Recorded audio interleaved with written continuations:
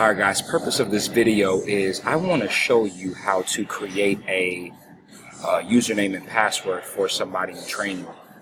Okay, so what you're going to do is, if you have an intern that's ready to rock and roll, let's create them a Trainual account so they can get the work done. So what you're going to do is, you're going to go to users, and you're going to go to invite user.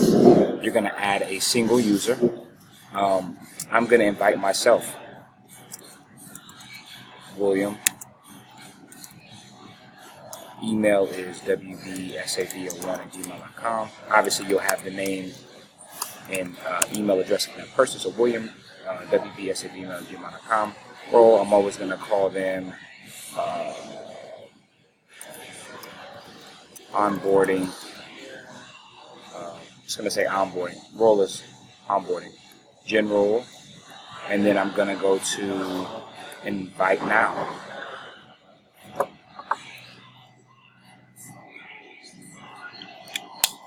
After I invite the person, they need to get the invite and do the rest. But it's just literally that simple. I just go to users, log into Trainual, and go to invite user.